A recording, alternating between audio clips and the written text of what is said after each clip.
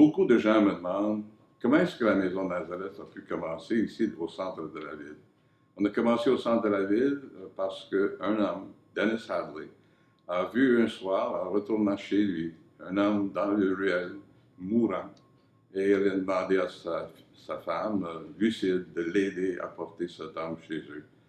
Ce soir-là, il est mort, sans papier, sans nom.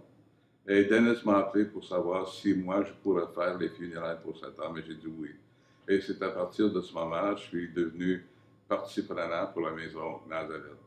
Dennis Hadley avait une spiritualité d'un grand spirituel, Charles de Foucault. Charles de Foucault a passé sa vie dans le désert, mais il avait une spiritualité que Dennis a bien aimée.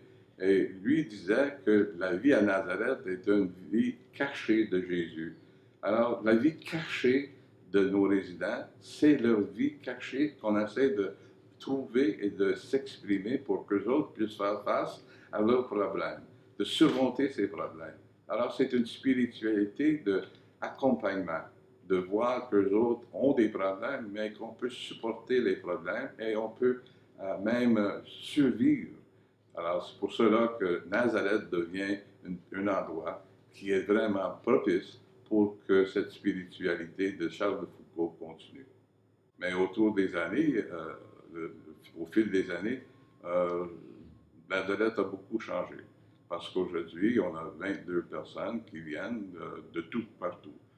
Soit des hôpitaux qui recommandent que ces hommes viennent chez nous, soit des amis qui savent bien que ces personnes ont besoin d'un foyer. Et aussi de voir qu'il y a des personnes qui viennent cogner à la porte parce qu'ils sont sans abri et ils entendent dans les rues que la Maison Nazareth est pour les hommes un endroit qui devient pour eux autres un foyer. Comme chaque personne qui vient, soit ici ou à la Maison Anne, les femmes, c'est un foyer qui nous donne beaucoup de joie. Et moi, en venant visiter assez souvent, je trouve que les résidents, les résidentes m'enseignent beaucoup plus que je pourrais les enseigner.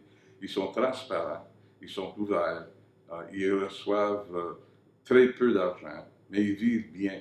Ils vivent avec beaucoup de transparence. Ils vivent avec une transparence qui me fait réfléchir sur ma vie propre. Est-ce que je suis assez transparent avec les gens? Est-ce que je deviens la personne que je dois devenir? Eux autres me le demandent à chaque fois.